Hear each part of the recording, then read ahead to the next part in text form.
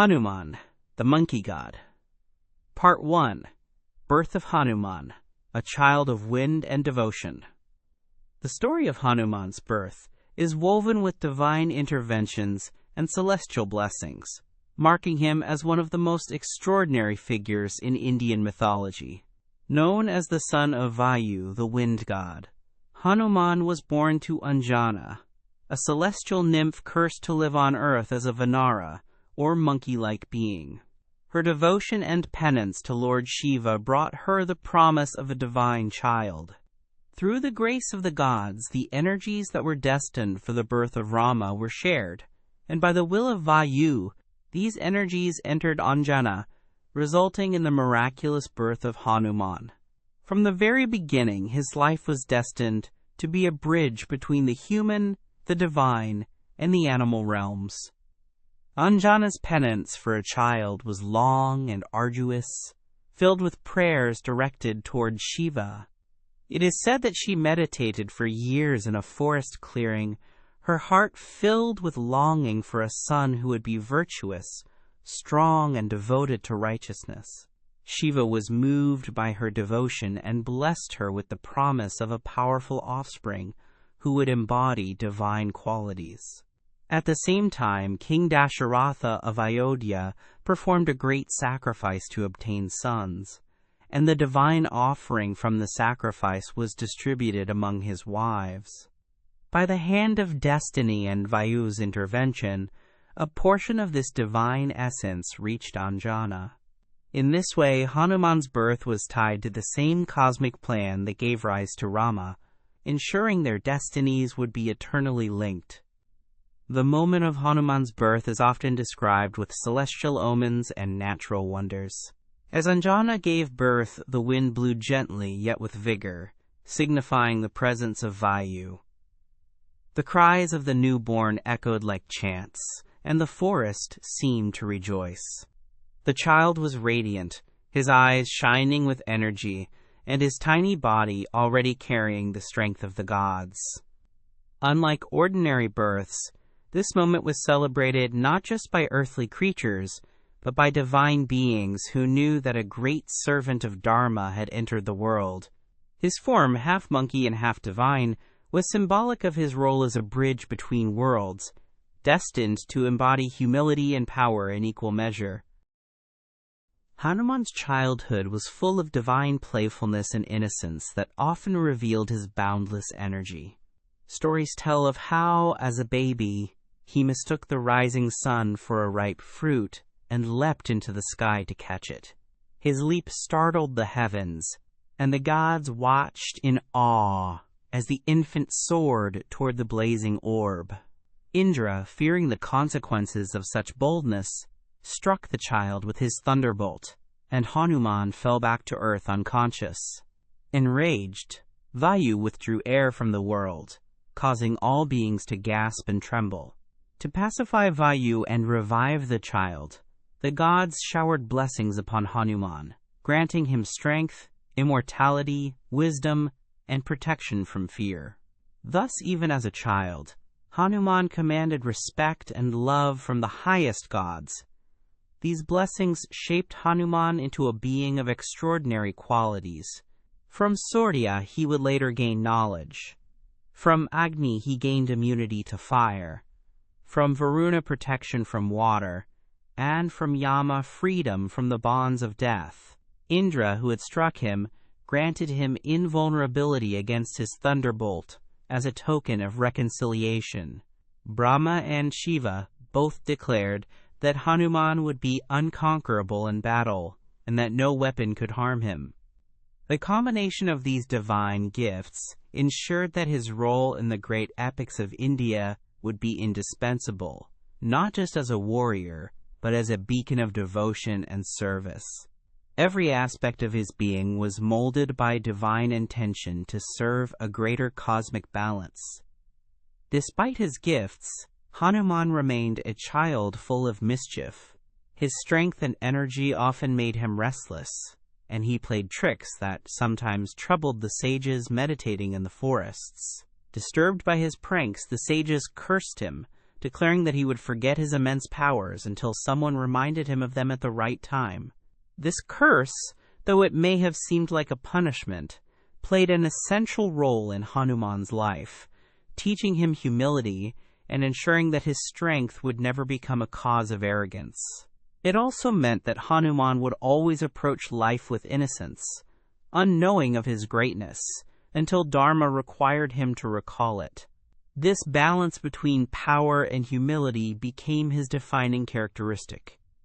Hanuman's devotion to Rama was preordained, for his birth was not merely to live as a powerful being, but to serve the divine cause. The stories of his early years suggest that he was guided by unseen forces toward his destiny. Anjana and Kesari, his earthly father, raised him with love, teaching him values of courage, compassion, and discipline. Yet it was his divine connection to Shiva and Vayu that nurtured his spiritual dimension. He was born not to seek kingdoms or personal glory, but to embody the path of bhakti, selfless devotion, which would find its highest expression when he encountered Rama. His life became the very symbol of devotion, where service was not submission, but an offering of strength and love. The monkey form itself held deep symbolic meaning in his birth. Monkeys in Indian mythology represented both chaos and vitality, and by embodying this form, Hanuman showed that divinity can manifest in unexpected ways. His simian body did not limit his divinity but enriched it, teaching that strength and grace are not bound to human forms alone.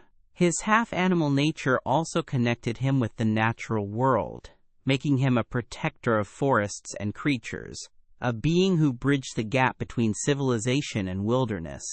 The duality of his form reflected the duality within human beings, the pull between instinct and higher consciousness, which Hanuman resolved through devotion. The role of Vayu, the wind god, in Hanuman's birth is especially significant. Wind is invisible yet vital, unstoppable yet gentle, carrying life across the world.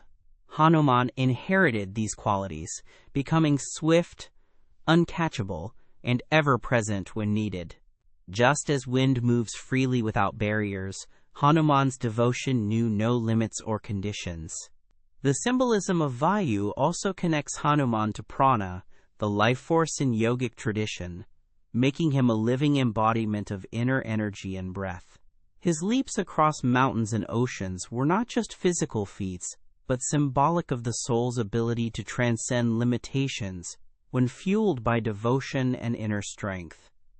Hanuman's birth also carried the mark of Shiva's energy. Some traditions describe him as an incarnation of Shiva himself, born to serve Rama, an incarnation of Vishnu. This divine interplay between Shiva and Vishnu highlights the unity of the two great powers of Hindu cosmology. Hanuman, as Shiva's aspect, embodied destruction of ego and ignorance, while his service to Rama represented the preservation of Dharma. In this way, his very existence reconciled the forces of creation, preservation, and destruction into a single act of devotion. His birth was not just a beginning, but a continuation of cosmic harmony manifesting through form. The story of Hanuman's birth has inspired countless devotees for centuries. It demonstrates how divine grace responds to devotion, how humility can coexist with strength, and how the purpose of life lies not in self-aggrandizement, but in service. Anjana's penance, Vayu's intervention, Shiva's blessing, and the gods' gifts all converge to create a being who is destined to be immortal in memory and reverence. Hanuman's birth was not a random occurrence, but a carefully woven thread in the fabric of the Ramayana and beyond, ensuring that devotion itself would have a living form to guide humanity. In the end, Hanuman's birth story is more than a tale of divine miracles. It is a reminder that every being carries within them the potential for greatness when guided by devotion and righteousness. The child of wind and devotion grew into a figure whose name is synonymous with strength, loyalty, and faith. From his very first breath, he was chosen to walk a path that would inspire generations, showing that the greatest power is not in conquest or possession, but in selfless love and service. Hanuman's birth remains one of the most beloved and powerful stories in Indian tradition, the dawn of a life that would illuminate countless others. Part 2. Hanuman Meets Rama, When Devotion Meets Destiny. The meeting of Hanuman and Rama is one of the most significant turning points in the Ramayana, for it is the moment when divine strength and divine purpose recognize one another. Hanuman's birth and childhood had prepared him for service, but his destiny truly began when he came face to face with Rama. This encounter is not only the beginning of their lifelong bond, but also a spiritual lesson on the nature of devotion, humility, and dharma. In the forests of Kishkinda, where exile, grief, and uncertainty weighed upon Rama, Hanuman appeared as the perfect servant, the bridge between divine will and earthly action. The moment of their meeting was charged with recognition that transcended words, for Hanuman's soul was already pledged to Rama before their eyes ever met. The circumstances of their meeting were shaped by loss and search. Rama and his brother Lakshmana wandered the forests in sorrow after Sita was abducted by Ravana. Their quest for her led them into the territory of Sugriva, the Vanara king in exile, who was himself embroiled in a struggle against his brother Vali. Sugriva, fearful of strangers, sent his trusted minister Hanuman to investigate the two princes.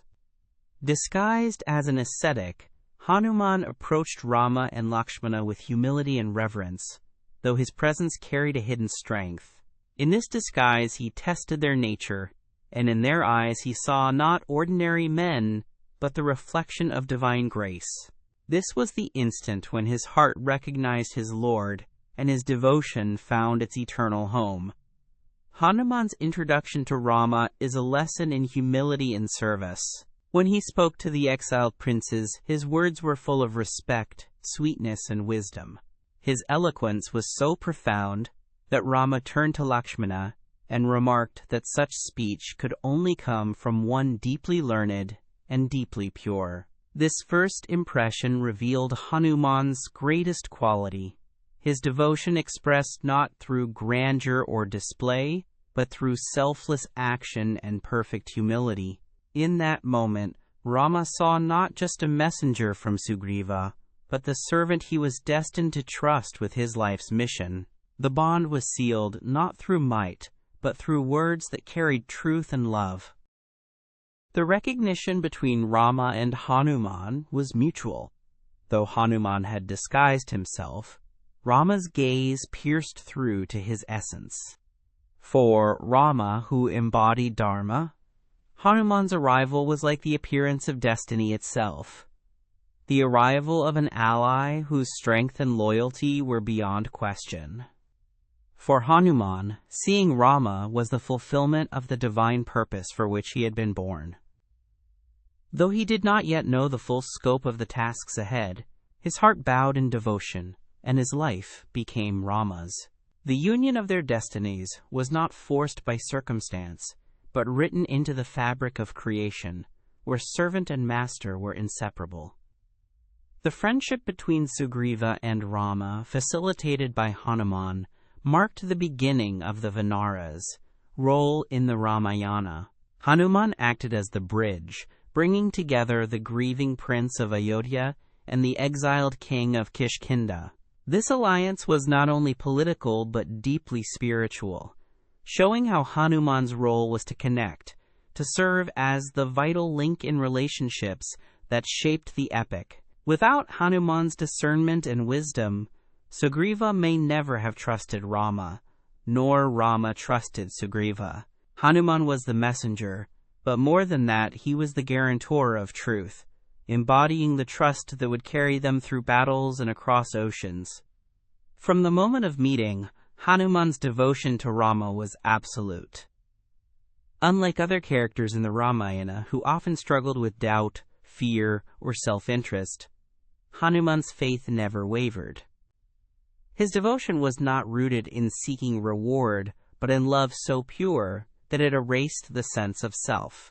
He saw himself not as a hero or warrior, but as the servant of Rama, whose purpose was to serve without question. This quality made their relationship unique, for Rama, though divine, treated Hanuman not merely as a follower but as a companion and confidant. Their bond was one of mutual respect, where divinity met devotion in perfect harmony. The symbolism of this meeting extends far beyond the story itself. Hanuman represents the ideal devotee, the jiva, or individual soul, while Rama represents the divine presence, the supreme self. Their meeting reflects the moment when the soul recognizes its source and purpose, when devotion finds its rightful object. Hanuman's humility shows that the path to divine realization does not lie in pride or power, but in surrender and service. Rama's acceptance of Hanuman demonstrates the grace of the divine, which embraces the devotee with love. Together, they embody the eternal relationship between God and the devotee, where one gives without expectation and the other receives with compassion. One of the most touching aspects of their meeting is the joy it brings to Hanuman. In the presence of Rama, Hanuman's restless energy found its anchor. He no longer sought purpose in pranks, strength, or wandering, but found fulfillment in service. His joy was not in his own greatness, but in the greatness of his Lord. This joy was visible in every action he performed for Rama, from carrying messages to leaping across oceans. The foundation of this boundless enthusiasm was laid in that first meeting, where devotion and destiny aligned to transform Hanuman from a wandering Vanara into the eternal servant of Dharma. Hanuman's role as messenger first manifests in this encounter. He delivered Sugriva's message to Rama with utmost honesty and clarity, bridging the trust between two future allies. This foreshadowed his greatest role in the epic, as the one who would carry Rama's message to Sita in Lanka. Messengerhood, often seen as a minor task, became in Hanuman's hands the highest act of devotion, for to carry the words of Rama was to carry the essence of truth. His first meeting with Rama thus prepared him for the divine role of the one who would bring hope where there was despair and light where there was darkness. The forest setting of their meeting is also significant. Far from palaces and courts, in the wilderness of exile, the divine bond was forged. This shows that devotion does not require grandeur or ritual, but blossoms in simplicity and sincerity. Rama and Lakshmana were clad in bark, wandering in grief, while Hanuman approached in disguise. Yet in that unassuming moment, the greatest alliance of the epic was born. The humility of the setting reflects the humility of the bond itself, teaching that the most profound encounters between the human and the divine happen not in temples but in the sincerity of the heart. From this meeting onward, Hanuman's life became inseparable from Rama's story. Every leap, every battle, every service he performed was rooted in that first recognition. He never asked for glory, wealth, or even liberation, declaring later that all he wanted was to serve Rama, whether in this life or the next. His devotion was not conditional, for it was not based on outcomes, but on the sheer joy of service. The simplicity of their first meeting, therefore, was the seed from which bloomed one of the greatest examples of bhakti in Indian tradition, a devotion so complete that it became immortal. The encounter also reveals Rama's unique ability to inspire devotion. Though divine, Rama did not command or demand Hanuman's loyalty. Instead, his mere presence, his truth, and his grief awakened in Hanuman the desire to serve. Rama's greatness lay not in asserting divinity, but in embodying humanity so fully that others gave themselves to him out of love. This humility of divinity Meeting the humility of devotion is what made their bond timeless. Hanuman was not compelled to serve. He was moved to serve, and in that choice lay the beauty of his devotion. For centuries, this meeting has been celebrated in stories, poetry, and devotion, for it symbolizes the ideal relationship between humanity and divinity. Hanuman shows that true devotion begins with recognition, when the soul recognizes in the divine its own highest truth. Rama shows that divinity responds not with authority but with love, accepting the devotee as indispensable. Together they teach that destiny and devotion are not separate but two sides of the same coin, meeting in a bond that transcends time. The forest of Kishkinda thus remains not just a place of exile but the birthplace of one of the greatest spiritual friendships ever told. In the end, the meeting of Hanuman and Rama was more than the beginning of a companionship in the Ramayana. It was the union of strength and purpose, of humility and divinity, of the devotee and the Lord. Hanuman's destiny found its fulfillment in Rama, and Rama's mission found its fulfillment through Hanuman. When devotion meets destiny, the ordinary becomes extraordinary, and the story of gods and men becomes the story of the soul's journey to its source. Their first encounter, simple yet profound, continues to echo as a reminder that true service is born when love recognizes its eternal home. Part 3. Flying across the ocean, devotion gives wings. When the story of Hanuman is told, one of the most unforgettable moments is his mighty leap across the ocean in search of Sita. This act was not merely a feat of physical strength, but a revelation of the boundless power of devotion. In the Ramayana, the leap is described with grandeur, yet its essence lies in the transformation of Hanuman from a humble servant into the unstoppable force of Rama's mission. The flight across the water symbolized faith carrying one beyond all obstacles, and devotion giving wings to surpass limitations. Hanuman's leap remains an eternal metaphor for the journey of the soul when powered by love and duty. The search for Sita had become desperate. After Rama and Lakshmana allied with Sugriva, the Vanara king, an army of monkeys was dispatched in all directions to find her. Hanuman was part of the southern search party led by Angada, and the group eventually learned from the vulture Sampati, brother of Jatayu, that Sita was indeed in Lanka, imprisoned by Ravana. The knowledge of her location, however, only deepened the challenge, for an immense ocean separated them from the island. The Vanaras stood on the shore, gazing at the horizon, overwhelmed by the impossible distance. It was in this moment of despair that Hanuman's destiny unfolded. The other Vanaras tried to measure their ability. Some could leap a few miles, others perhaps dozens, but none could cross the boundless sea to reach Lanka. Fear and hesitation gripped the assembly, and the mission seemed doomed to failure.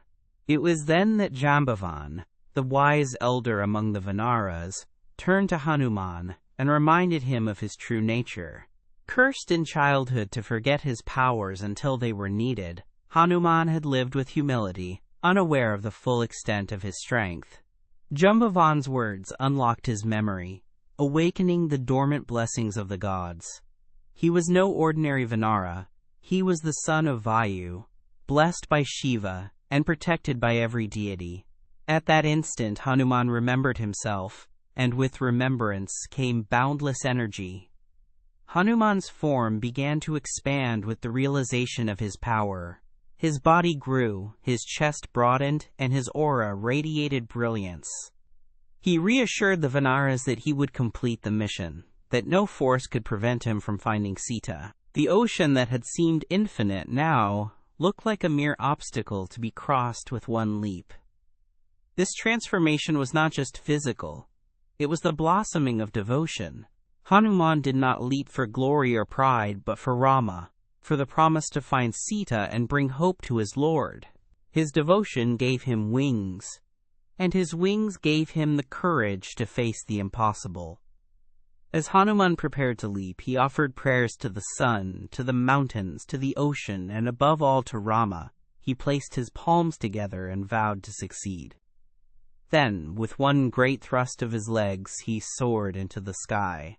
The earth trembled beneath him, trees were uprooted, and the ocean waves roared as his colossal body lifted into the air.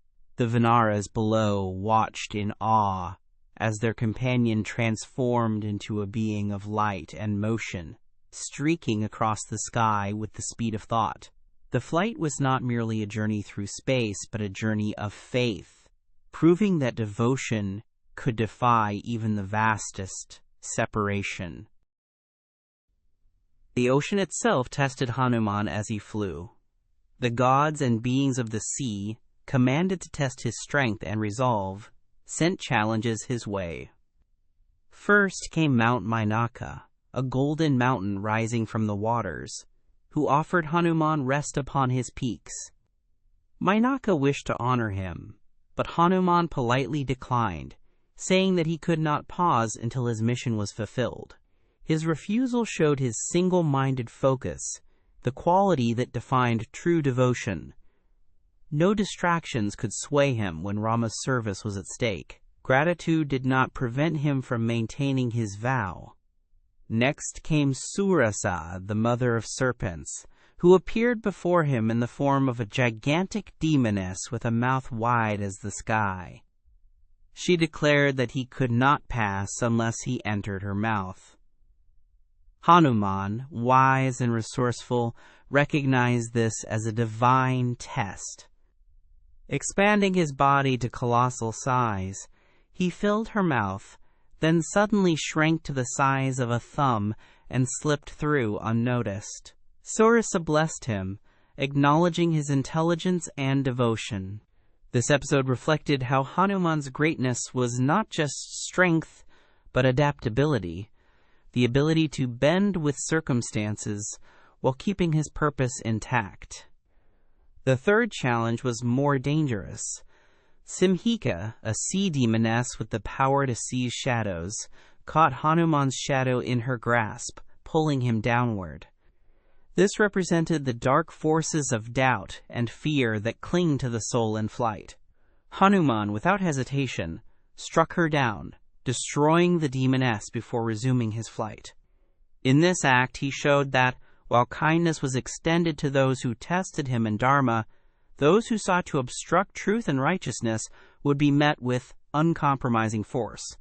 His journey across the ocean became not just a leap, but a series of lessons in determination, humility, and strength. As Hanuman neared Lanka, the island glittered like a jewel upon the ocean, surrounded by golden walls and guarded by fierce Rakshasas. Yet before he could land, he encountered one more test.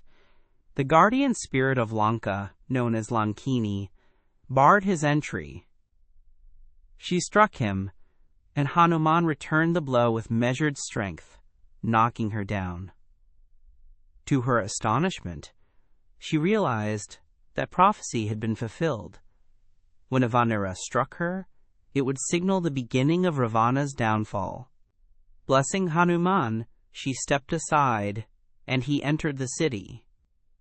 The leap across the ocean was complete, but it was only the beginning of his deeper mission to find Sita and deliver Rama's message. The leap has been interpreted in countless ways across traditions.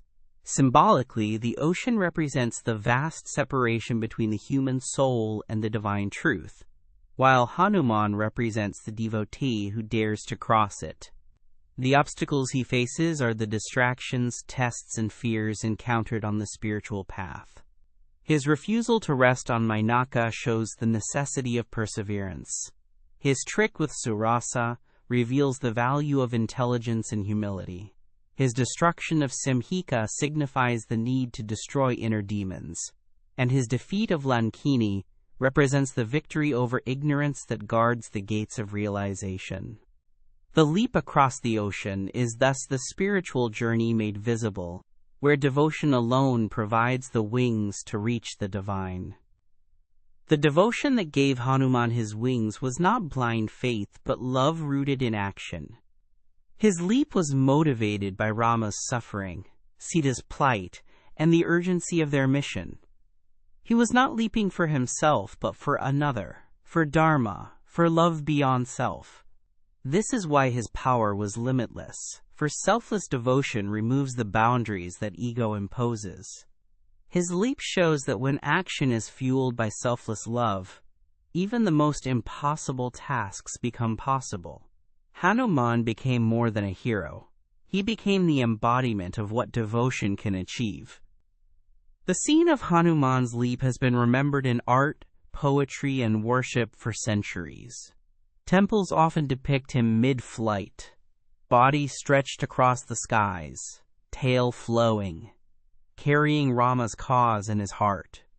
Devotees see in this image the assurance that faith can overcome oceans of sorrow and difficulty. In reciting the Ramayana, the leap is celebrated as the moment when despair turned into hope, when the mission to rescue Sita gained certainty.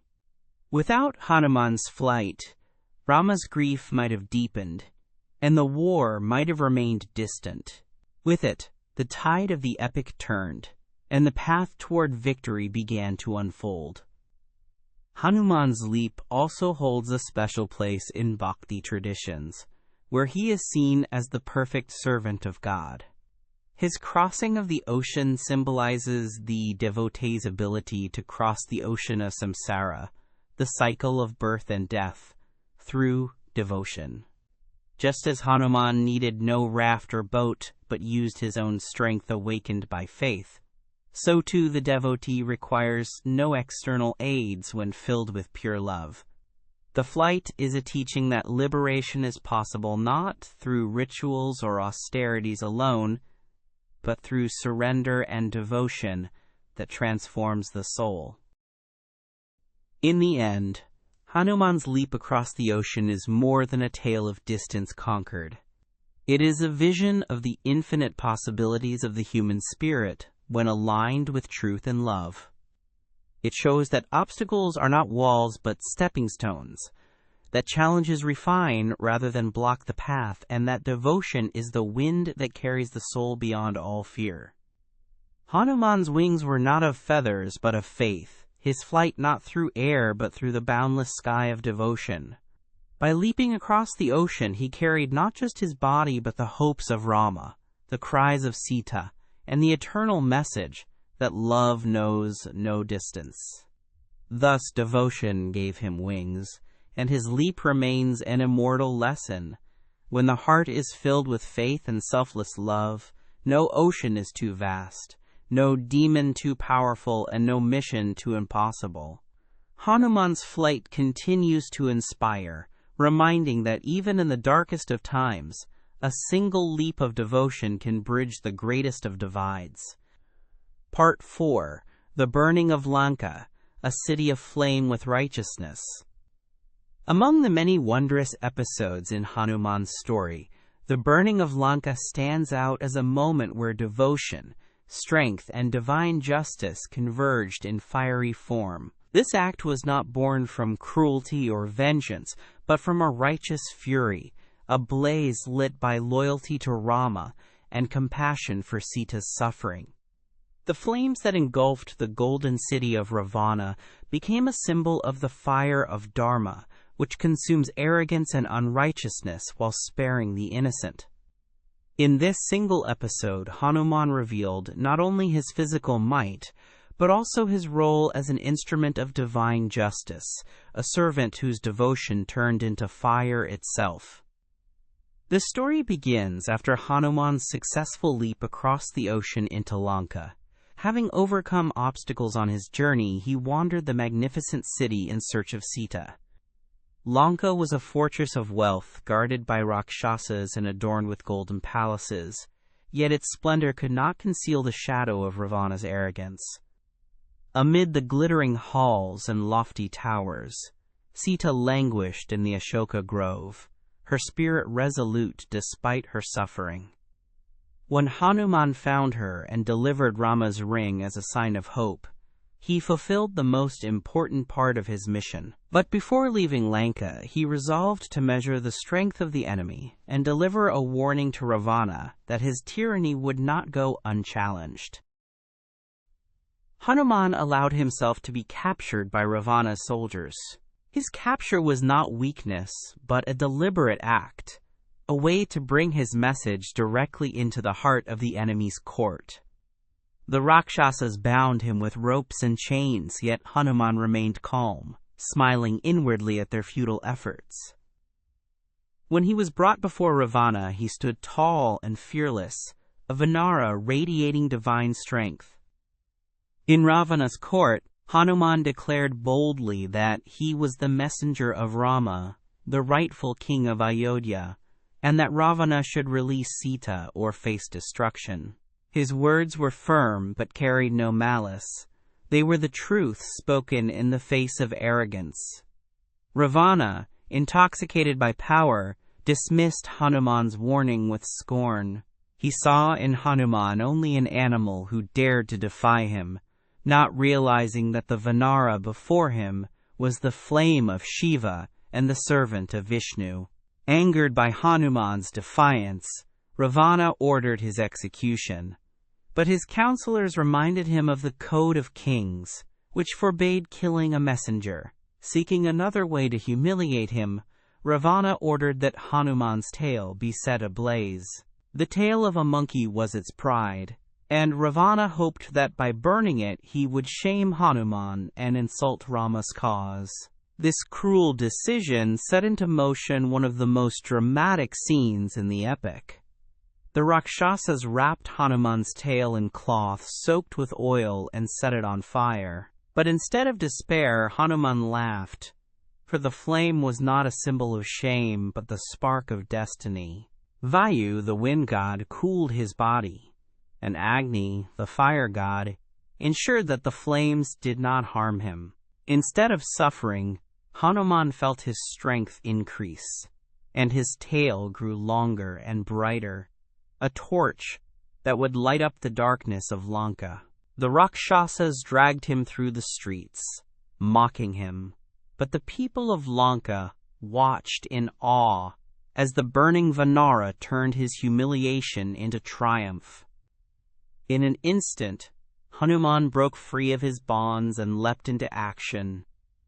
Using his fiery tail as a weapon, he leapt from rooftop to rooftop, setting ablaze the golden palaces, the marketplaces, the fortresses, and the chariots of war. The flames spread swiftly, devouring the pride of Lanka.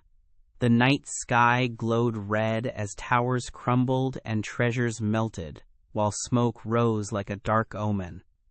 Hanuman's leaps were like those of a comet, striking with precision yet sparing the innocent. He avoided the homes of sages, temples, and the grove where Sita waited, showing that his fire was not blind destruction, but righteous fury guided by devotion. The city that had dazzled with wealth now trembled under the weight of its arrogance. Ravana's golden Lanka, thought to be impregnable, became a pyre, a warning of what awaited the Rakshasa king if he continued to defy Rama. The fire that Hanuman unleashed was not only physical but symbolic. It was the fire of Dharma consuming the false brilliance of Adharma. Ravana's palace, filled with pride and lust, became the chief victim of the flames, while Sita's grove remained untouched, as though protected by Hanuman's love and Rama's grace. The burning of Lanka revealed the selective nature of divine justice, which destroys arrogance but preserves virtue. When the city was ablaze, Hanuman paused and reflected. A moment of doubt entered his heart. What if Sita had been harmed in the fire? This fear revealed his deep compassion, for despite his righteous fury, he thought first of her safety. He rushed back to the Ashoka grove, and seeing Sita unharmed, he prostrated himself before her. Relieved, he reassured her once more of Rama's coming victory. This moment of tenderness showed that his actions were never born of wrath for its own sake, but of devotion to Rama and love for Sita's honor. Fire was only the tool. Devotion was the purpose. The burning of Lanka also revealed Hanuman's dual nature as both gentle and fierce. To Sita, he was a messenger of hope, bowing humbly and speaking with reverence. To Ravana and his city, he was the flame of destruction, a reminder that arrogance cannot stand before righteousness. His tale, once mocked, became the very instrument of divine wrath, showing how even an insult can be transformed into a weapon when guided by faith. This duality is the essence of Hanuman, the servant who bows lower than all, yet rises higher than all when duty demands. In returning to the seashore after his fiery deed, Hanuman stood once more before the Vanaras, waiting anxiously for news. He recounted his meeting with Sita, his words to Ravana, and the burning of the city. His companions marveled not only at his courage but at his restraint, for in destroying Lanka he had spared what was sacred. The burning was not an act of vengeance, but a divine warning, a sign that Ravana's doom was near if he refused to change his ways. Hanuman thus became both messenger and warrior, the bridge between hope and justice. Symbolically, the burning of Lanka is often interpreted as the burning of the inner city of desires and arrogance within every human being. Lanka, with its golden palaces and indulgent wealth, represents the ego's kingdom, dazzling yet corrupt. Hanuman, as devotion, sets fire to this false splendor, clearing the way for truth to reign. Just as he spared Sita, the soul held captive by ignorance, so too devotion preserves the essence of purity, while destroying the chains of pride. The fire of Hanuman is thus not only mythological but spiritual, the inner blaze that transforms the self. For devotees, the burning of Lanka also signifies the unstoppable force of bhakti, devotion in action. Bound and mocked, Hanuman could have waited for release, but his love for Rama and Sita ignited into righteous anger. His devotion was not passive. It was active, courageous, and transformative. In lighting Lanka, he lit the path of devotion itself, teaching that love for God is not merely a feeling, but a fire that destroys falsehood and injustice.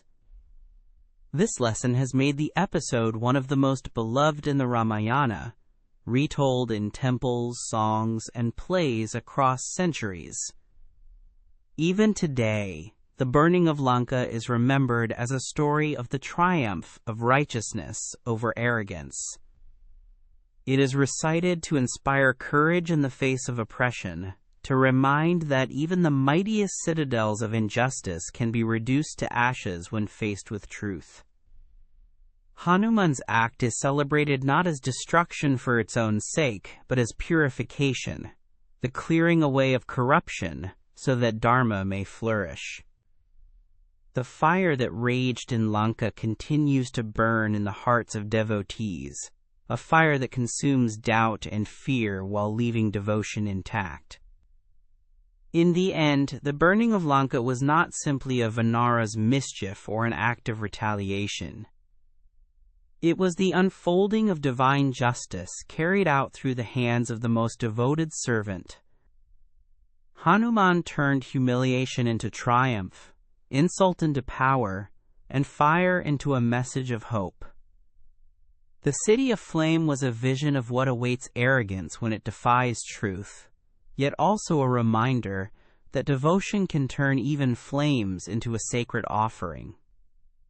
Through this act, Hanuman etched his name forever in the annals of devotion, a reminder that when love for righteousness burns bright, no city of darkness can endure. Part 5. The Sanjeevani Herb. Life, Strength, and Mountains Moved. Among the countless episodes that reveal Hanuman's unmatched devotion and power, the quest for the Sanjeevani Herb stands out as one of the most cherished and symbolic.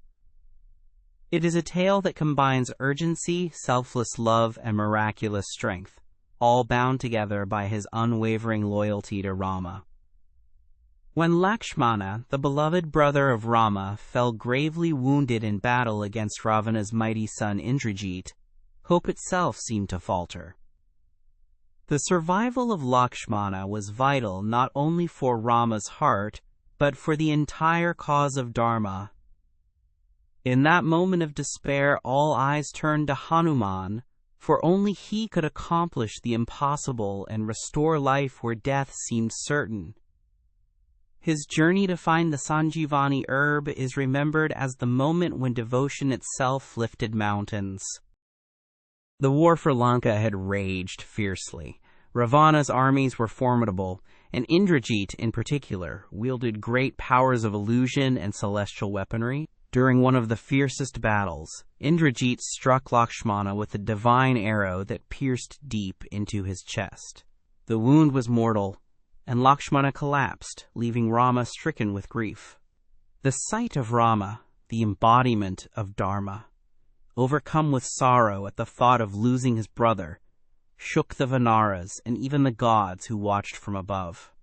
For a moment, despair clouded the battlefield, and the mission to rescue Sita seemed on the brink of ruin. But the sage physician Sushena, who was with Rama's army, declared that Lakshmana could be saved if the Sanjeevani Herb, found only on the slopes of the Himalayan mountain Dronagiri, was brought before sunrise. Without it, Lakshmana's life would fade away. The task was urgent and perilous. The mountain lay far to the north, beyond rivers, forests, and lands unknown. Time was short, and no ordinary being could hope to travel so far in a single night. Yet in that moment of crisis, Hanuman stepped forward with quiet confidence. For him, the distance of the Himalayas was nothing compared to the weight of Rama's grief. He bowed before Rama, assuring him that he would fetch the life-restoring herb. His words carried the strength of devotion, and his heart burned with the determination to save Lakshmana. Without delay, he leapt into the sky, propelled by the winds of his father Vayu, flying with the speed of thought toward the distant mountains. Hanuman's journey was not free of obstacles. The devas and demons alike tested his resolve. Some stories tell of a demoness who tried to block his path, while others describe mountains rising before him. Yet each time Hanuman's purpose shone brighter than the hindrance. He dismissed distractions, defeated threats, and pressed on, his eyes fixed only on the mission of saving Lakshmana for the sake of Rama. This flight was not simply through physical distance, but through the challenges of doubt, delay, and despair. His unwavering focus revealed the nature of true devotion. Nothing could deter him when the life of his master's brother was at stake. When Hanuman finally reached the Himalayas, he faced a new challenge. The mountain Dronagiri was covered with countless herbs, glowing with mystical energy. The Sanjeevani was among them, a herb that could restore life itself. But Hanuman could not distinguish it from the rest. Time was running out, and indecision was not an option. In that moment of urgency, he chose not to falter, but to act with the power of his devotion. Expanding his form to a colossal size, he placed his mighty arms around the mountain peak, uprooted it entirely, and carried it upon his shoulder. If he could not identify the herb, he would bring the whole mountain to the battlefield, ensuring that the healer could find what was needed. This act of carrying a mountain across the sky became one of the most awe-inspiring images in the Ramayana, a symbol of strength guided by love. The sight of Hanuman returning with the mountain filled the Vanara army with hope. They looked up to see him flying through the night, the great peak resting upon his shoulders like a crown of the earth itself. When he landed, the ground trembled under the weight, but joy swept through the army. Sushena immediately searched the mountain and found the Sanjeevani herb glowing with life. He crushed it, prepared it as medicine, and administered it to Lakshmana. The effect was miraculous. Breath returned to his chest, color to his face, and strength to his limbs. Lakshmana opened his eyes, alive once more, and the despair that had gripped Rama vanished in an instant. Joy and relief filled the battlefield, for the tide of battle had turned from sorrow to renewed hope. Hanuman's feat was more than the rescue of a warrior. It was the restoration of Rama's heart. For Rama, Lakshmana was not only a brother but a companion inseparable from his exile and battles. To see him restored was to feel the strength to continue the fight for Sita. Hanuman's act thus did not merely preserve life, it preserved Dharma itself. The war for truth could go on, and the cause of righteousness was given new strength. Hanuman became in that moment not just a servant, but the very pillar upon which the mission rested. The symbolism of the Sanjeevani episode is profound. The herb represents the divine grace that restores life where death seems certain, hope where despair dominates. Hanuman's inability to identify the herb yet decision to bring the entire mountain teaches a lesson. Devotion does not wait for perfection. It acts with total commitment. It shows that when faced with uncertainty, love finds a way. Hanuman did not hesitate or fear ridicule. His only thought was to ensure that Rama did not lose Lakshmana. His action demonstrates that in the service of truth, even carrying a mountain is not too great a task.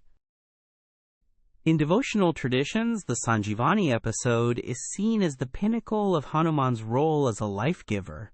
Temples and hymns celebrate him as Sankat Mochan, the remover of obstacles and bringer of life. Just as he revived Lakshmana, devotees believe he brings vitality, courage, and healing into their lives. The image of Hanuman carrying the mountain has become iconic, a symbol of faith that with devotion, even the heaviest burdens can be carried and the impossible can be achieved. In paintings, sculptures, and performances of the Ramayana, this scene captures the imagination, reminding all that strength comes not from pride, but from love. The Sanjeevani episode also reflects the relationship between knowledge and devotion. Sushena, the healer, possessed the knowledge of the herb, while Hanuman possessed the strength and devotion to bring it. Alone, neither could succeed, but together they achieved the miracle. This cooperation shows that devotion and wisdom must work hand in hand to sustain life and overcome adversity. Hanuman's act was not a rejection of knowledge, but its complement, providing the means for knowledge to work. The mountain, therefore, symbolizes the abundance of divine wisdom, carried by devotion to where it is needed most. In another sense, the Sanjeevani symbolizes the inner life force, the prana, which Hanuman as the son of Vayu embodies. Just as he carried the herb that revived Lakshmana, Hanuman represents the breath of life that revives the soul trapped in despair. The mountain he lifted can be seen as the burden of ignorance or suffering that devotion can raise away, revealing the healing herb within. Thus, the story is both a literal act of heroism and a spiritual allegory for the soul's revival through faith and divine love.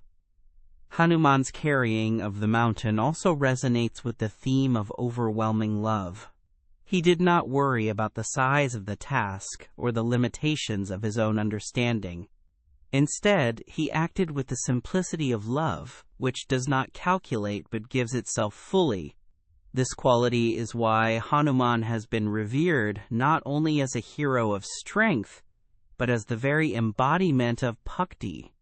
His leap to the Himalayas, his uprooting of the mountain, and his return with it all sprang from love so deep that nothing else mattered. That love, expressed in action, is what makes the story eternally powerful. The episode closes with a sense of restored balance. Lakshmana, revived, returned to battle with renewed vigor. Rama, filled with gratitude, embraced Hanuman not merely as a servant but as a savior. The Vanara army, inspired by his deed, fought with greater courage. Even the gods who watched the war from above rejoiced, praising Hanuman for his unmatched devotion. In carrying the mountain, he had not only saved Lakshmana but had lifted the spirits of all, reminding them that Dharma, fueled by love, cannot be defeated. In the end, the story of the Sanjeevani Herb is not just about a miraculous plant, but about the miracle of devotion itself. It shows that love can move mountains, that faith can overcome distance, and that service can restore life where hope has faded. Hanuman's feat is remembered as the ultimate example of devotion in action, a moment when the impossible bowed before love. His carrying of the mountain remains a beacon of inspiration, teaching that in the service of truth, no burden is too great, no distance too far, and no obstacle insurmountable. Through the Sanjeevani, Hanuman became not only a hero of strength, but the eternal healer, the one who breathes life into the heart of devotion. Part 6. Hanuman and the Five Faces, a Divine Mystery. In the vast treasure of Hanuman's stories, there lies a mystical episode that elevates him beyond the role of messenger, warrior, and devotee into a being of deep esoteric significance. This is the story of Hanuman manifesting with 5 faces, known as Panchamukhi Hanuman.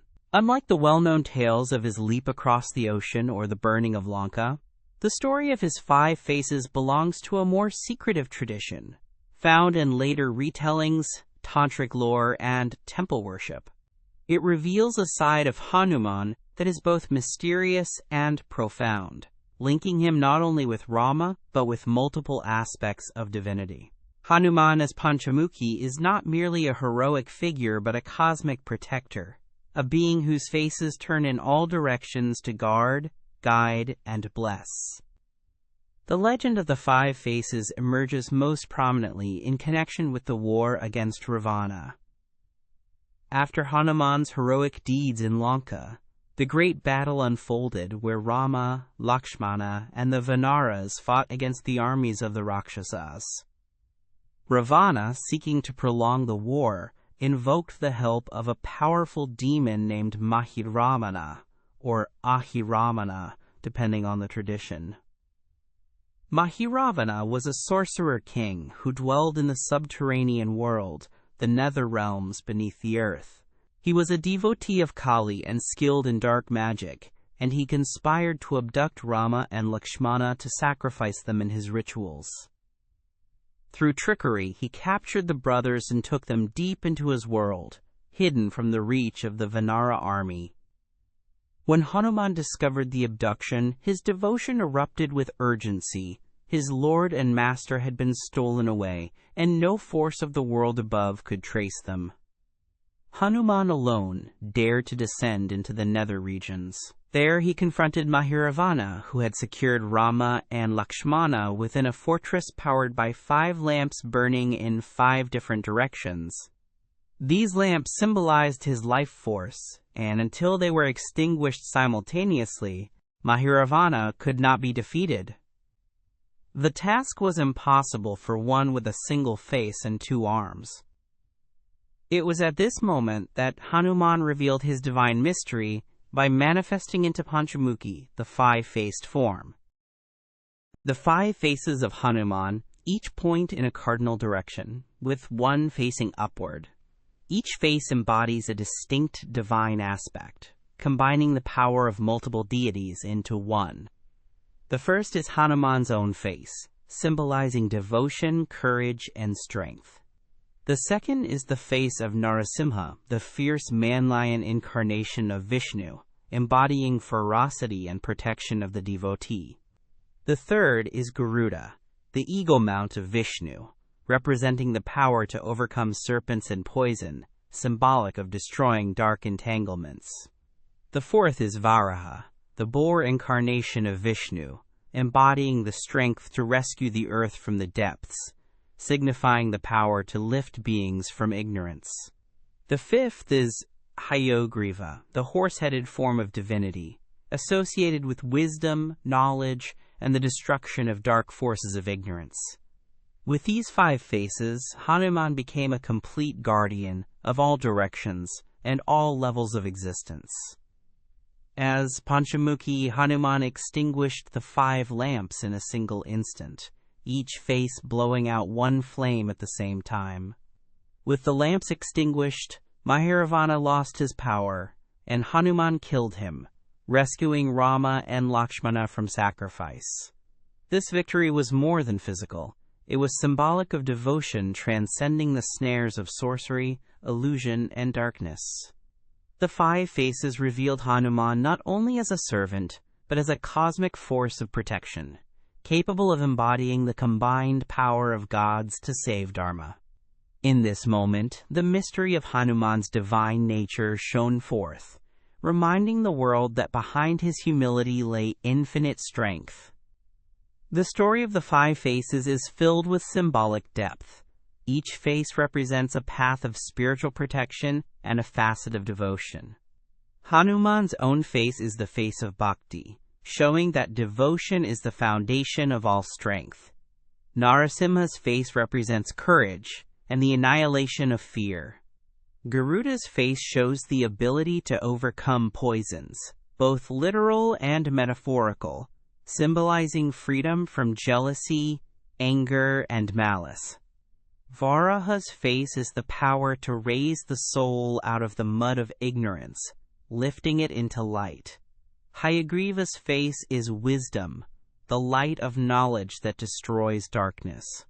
Together, these faces show that devotion must be supported by courage, freedom from poison, wisdom, and the ability to lift others. The 5 faces are not separate gods, but qualities of the divine united in Hanuman.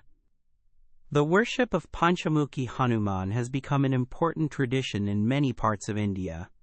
Temples dedicated to him often depict him with 5 faces, each intricately carved, and devotees believe that reciting his names as Panchamukhi protects them from evil, black magic, and fear.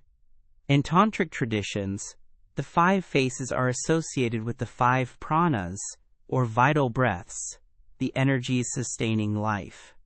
Hanuman, as the son of Vayu, is already linked with breath, and in this form he governs all directions of prana, harmonizing them into strength and clarity. Thus, Panchamukhi Hanuman is both a cosmic protector and an inner guardian of the soul's energy. In spiritual interpretation, the 5 faces can also be seen as the 5 aspects of the mind that must be conquered. Hanuman's manifestation shows that devotion itself has the power to master the mind and its wandering directions. Just as he blew out the 5 lamps at once, the devotee must extinguish the distractions of the senses, the flames that feed ignorance and bondage. Only then can the soul rescue its inner Rama, the Supreme Self, from being sacrificed to illusion. The 5 faces, thus, are not only mythic but deeply psychological, a guide for the devotee's own journey. This episode also underscores Hanuman's role as both servant and god. In the Ramayana, he always sees himself as Rama's servant, yet in the form of Panchamukhi he reveals himself as the embodiment of many gods. This paradox is the heart of his mystery. He is divine, yet refuses to see himself as anything but a servant. Even when he assumes 5 faces and defeats a sorcerer beyond comprehension, he attributes everything to Rama's grace. His humility shines through his greatness, teaching that true power comes when the ego dissolves in devotion. The five-faced Hanuman has inspired countless prayers and hymns. Devotees recite the Panchamukhi Hanuman Kavach, a protective hymn, seeking his blessings to guard against fear, enemies, and unseen dangers. The Kavach describes each face and the protection it offers, invoking Hanuman as the guardian of life's journey. Farmers, warriors, and householders alike have turned to this form of Hanuman, seeing in him the assurance that no direction will be left unguarded, no force of darkness left unchecked. His five faces watch over the devotee from all sides, ensuring safety and strength. Art and sculpture depict Panchamukhi Hanuman with striking imagery. His central face remains his own, calm yet powerful, while the fierce visage of Narasimha glows with fire. Garuda's beak, Varaha's tusks, and Hayagriva's elongated horse face complete the circle, each pointing outward. His 10 arms often hold various weapons, from the gada to the chakra, and his body shines with divinity. This imagery is not merely artistic but deeply symbolic, conveying that Hanuman is the convergence of devotion, courage, wisdom, and divine strength in a single form. Beyond symbolism, the story of the five faces teaches a practical lesson in devotion, that sometimes to protect Dharma, one must assume many forms. Hanuman is not rigid. He adapts to the need of the moment, whether as a gentle messenger bowing before Sita, a fierce warrior setting Lanka aflame, or a cosmic being with five faces confronting dark sorcery. His versatility shows that devotion is not passive but dynamic, ready to manifest in whatever way Dharma requires. The five faces thus remind the devotee to be both humble and courageous, gentle and fierce, simple and profound. In broader mythology, the five-faced form connects Hanuman to the unity of divine forces. By including aspects of Vishnu's incarnations in Garuda, Hanuman becomes a synthesis of different strands of Hindu cosmology. He is not merely a servant of Rama, but also a guardian, embodying the strength of Vishnu's avatars, the wisdom of Hayagriva, and the freedom of Garuda. This shows that devotion unites, bringing together the diverse aspects of divinity into a single expression. Hanuman's five faces are the 5 streams of divine power flowing into one river of devotion. The mystery of the 5 faces continues to fascinate seekers and scholars alike. It is not part of Valmiki's Ramayana, but arose in later traditions, especially in South India and tantric texts. Yet its popularity reflects how Hanuman's figure transcends boundaries of time and scripture. Wherever devotion seeks protection and strength, the image of Panchamukhi Hanuman emerges as a reminder that love for the divine has infinite forms. The mystery lies not in whether the story is literal, but in how it conveys eternal truths about courage, devotion, and the unity of divine forces. In the end, the story of Hanuman's 5 faces is a divine mystery that reveals his true greatness. He is not only the servant who carries Rama's message, but also the cosmic guardian who defeats the powers of darkness with the strength of many gods. His 5 faces shine in every direction, ensuring that no devotee is left unprotected. Yet, even in this mighty form, Hanuman remains the humble servant, never claiming glory for himself. The fire of his devotion makes him infinite, and the 5 faces are but reflections of that infinity. To remember Panchamukhi Hanuman is to remember that devotion has no limit, that when the heart turns fully toward the divine, it can manifest the strength of all gods combined. In his 5 faces lies the eternal mystery, that true greatness is born not from power, but from devotion. Part 7. Hanuman in Modern India, From Temples to Tattoos. The figure of Hanuman has never remained confined to the Ramayana or to the distant past.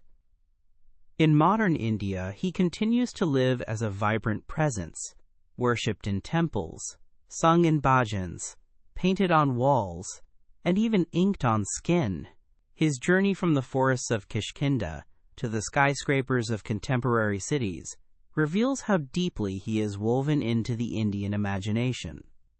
More than any other deity, Hanuman has retained his relevance, embodying strength, devotion, and fearlessness in ways that appeal to both the devout and the secular.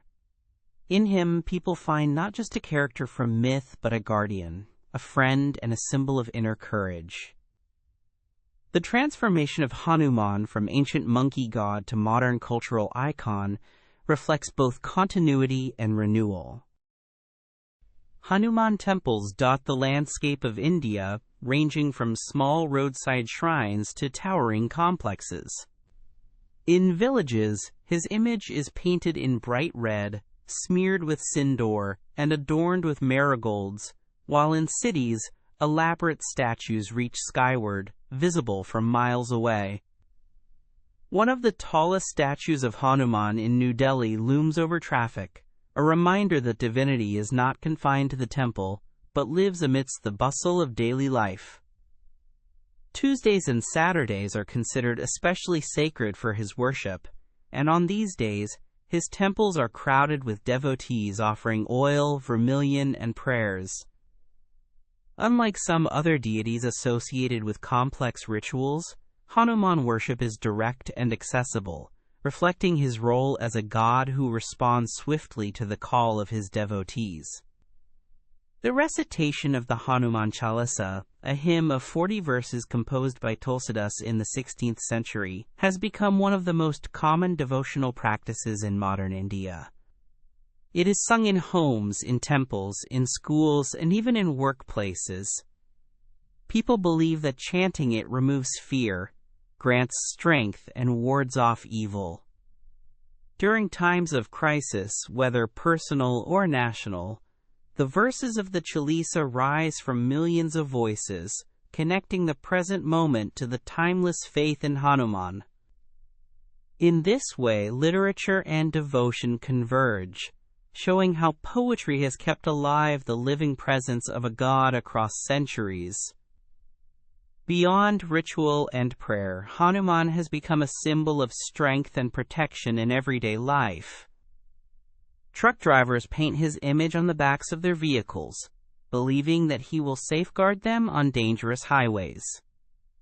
Soldiers carry small icons of Hanuman into battle, invoking his bravery and resilience. Athletes look to him as an embodiment of power and discipline, and gymnasiums often bear his name, celebrating him as the ultimate figure of strength. His muscular form, often depicted tearing open his chest to reveal Rama and Sita in his heart, has become shorthand for loyalty and courage. In this way, Hanuman transcends religion, speaking also to the cultural need for an enduring symbol of fearlessness. The figure of Hanuman has also been embraced in modern media and art. In comic books, animated films, and television shows, he is depicted as both a mischievous child and a mighty warrior, appealing to children and adults alike. The stories of his leaps, his battles, and his unshakable devotion continue to inspire new generations. Even in advertising, his image appears, selling everything from food to fitness products, proof of his enduring commercial as well as spiritual appeal. In these representations, Hanuman shifts easily from sacred to popular, from epic hero to modern icon, adapting to the needs of the times without losing his essence. In urban spaces, the presence of Hanuman is not limited to temples. His murals adorn walls in cities, often painted in bold colors, depicting him carrying the mountain or in his meditative form with folded hands. These images serve as reminders of devotion amid the chaos of modern life. They also act as cultural markers, asserting identity in neighborhoods and reclaiming public space with mythic imagery. Street art has given Hanuman new life, allowing him to move from the sacred enclosures of temples into the open-air canvas of contemporary India. Perhaps one of the most surprising aspects of Hanuman's modern presence is his popularity in body art. Tattoos of Hanuman's face, his flying form, or the image of him tearing open his chest have become increasingly common.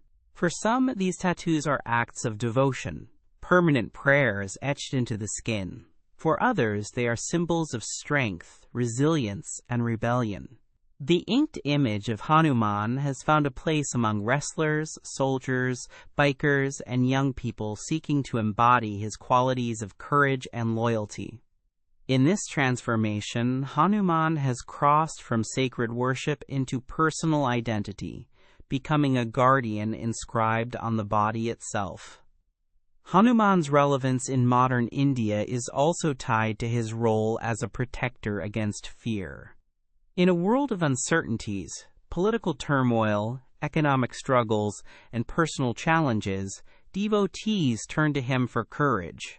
His image at doorways, painted in red, is believed to ward off evil spirits. His name is invoked in prayers for safety during journeys, for healing during illness, and for strength during hardship. In him people see a God who is not distant but close, not abstract but immediate. His readiness to leap into action for Rama translates into a readiness to help his devotees in times of need. Yet Hanuman is not only a figure of strength but also of humility. Even as his image has grown muscular and imposing in popular culture, his essence remains that of the humble servant. In the Ramayana, despite all his powers, he never claims glory for himself, but attributes everything to Rama. This humility resonates in modern India, reminding people that true strength is not arrogance, but service. His figure therefore balances power with humility, offering a model of how to live with dignity, loyalty, and devotion. The role of Hanuman in modern India also reflects the blending of the spiritual and the secular. He is revered in temples and hymns, but also celebrated in gyms, movies, and tattoos. This dual presence shows how myth and modernity coexist in Indian culture, where gods are not confined to the past but evolve with the present. Hanuman embodies this fluidity, able to remain sacred while also being a cultural icon of strength, courage, and devotion. His adaptability ensures that he never fades, but only finds new expressions. At the same time, Hanuman's popularity also reflects deeper cultural needs. In a society facing rapid change, urbanization, and pressures of modern life, his image offers continuity, anchoring people to tradition while inspiring them to face new challenges. He represents loyalty in a world of shifting relationships, strength in times of vulnerability, and courage in the face of fear. Whether in a temple bell's chime or in the hum of a tattoo needle, Hanuman's presence assures the devotee that devotion and courage remain timeless. In the end, Hanuman in modern India is both ancient and new.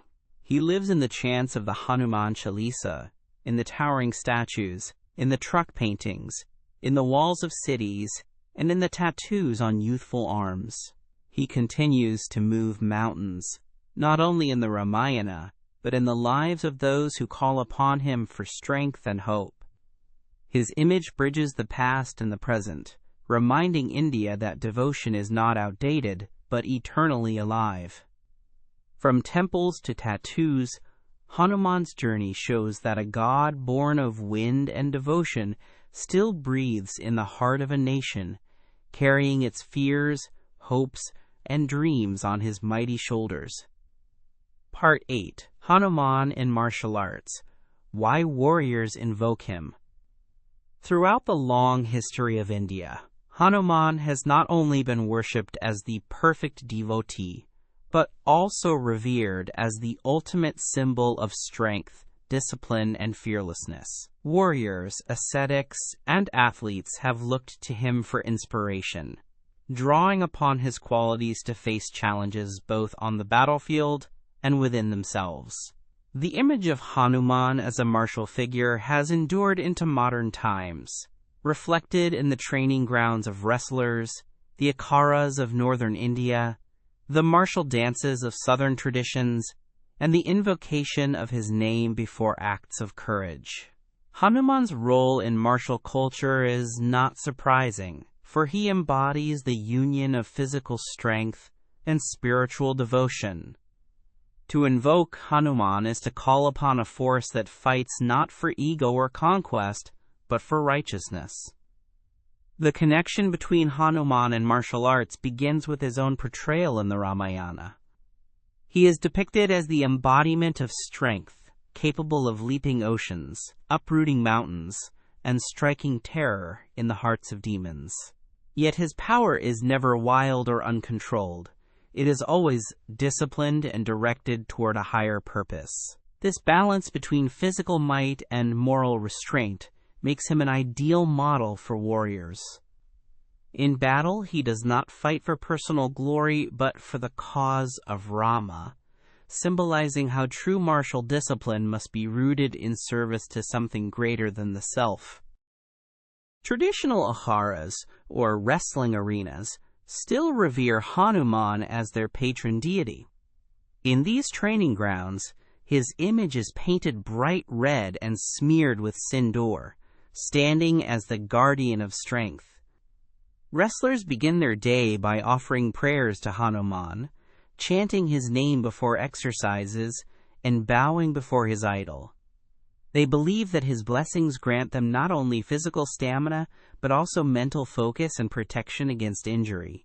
Exercises such as the Dand and Baithak, forms of push-ups and squats, are done in rhythms that echo devotional practice, transforming physical training into a kind of worship.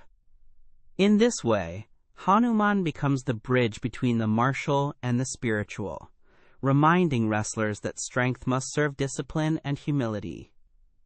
In the martial traditions of southern India, Hanuman's influence is equally profound.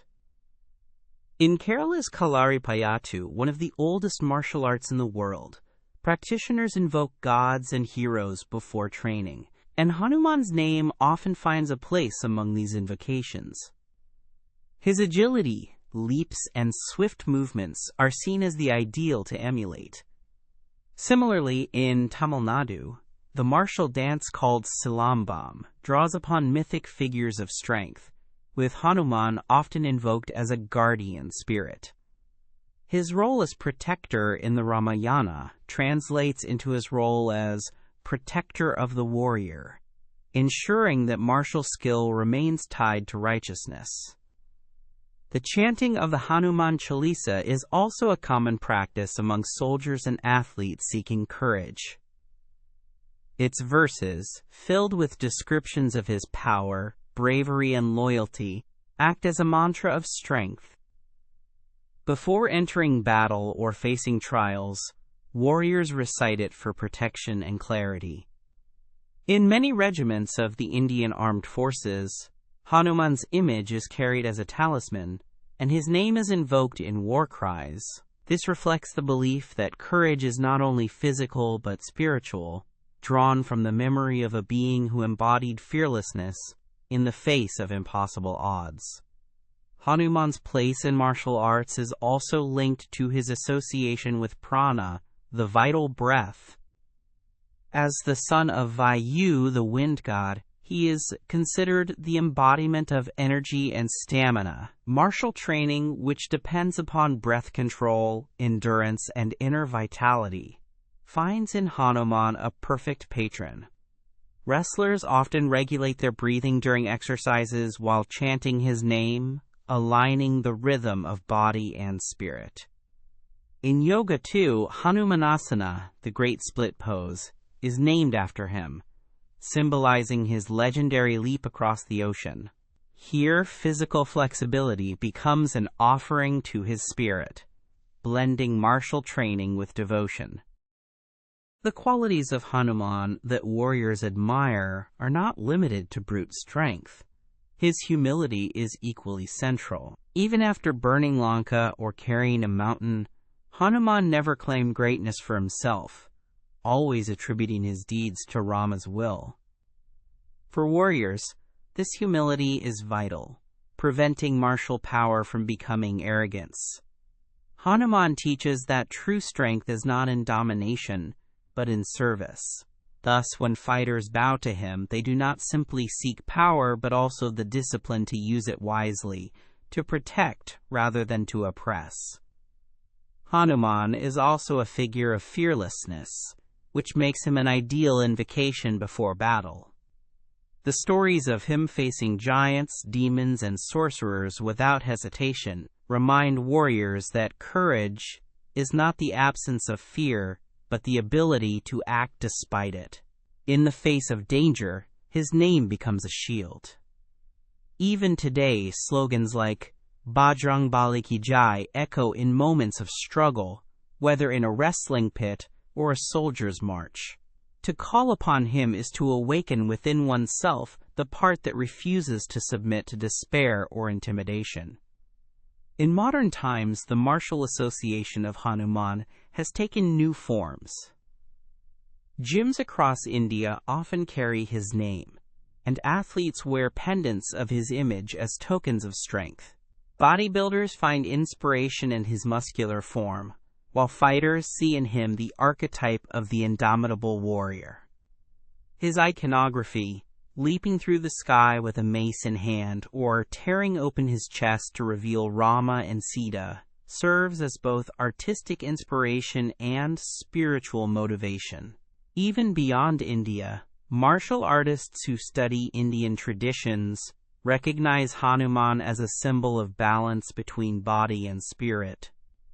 The burning of Lanka and the carrying of the Sanjeevani mountain are often cited by martial practitioners as examples of his supreme endurance. These feats are not only tales of miraculous power, but also metaphors for perseverance.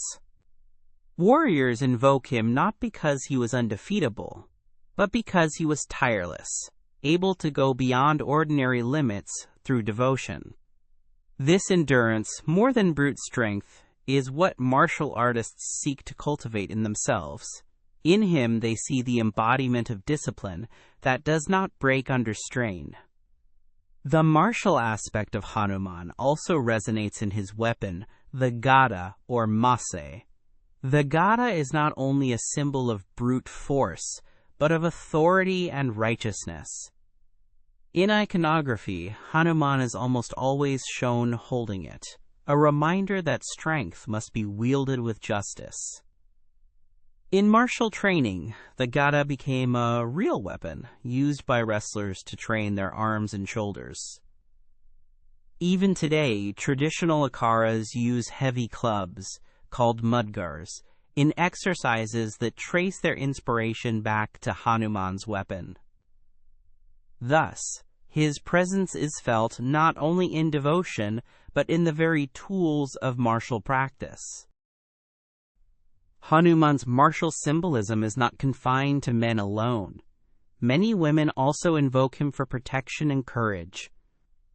In folk traditions, women chant his name during times of danger, believing that his presence will shield them. In this sense, Hanuman is not a god of aggression, but of defense, standing as the protector of the weak against the strong. His martial aspect is inseparable from his compassion, ensuring that power serves justice and that warriors remember their duty to protect the vulnerable. Ultimately, Hanuman's place in martial arts reveals the deep Indian understanding that strength must always be connected to virtue. A warrior without devotion risks becoming a tyrant, while devotion without strength may falter in the face of injustice. Hanuman embodies the perfect balance: immense strength joined with utter humility, courage tempered by loyalty, and martial prowess guided by dharma. To invoke him is to remember that fighting itself is not sacred, but fighting for righteousness is.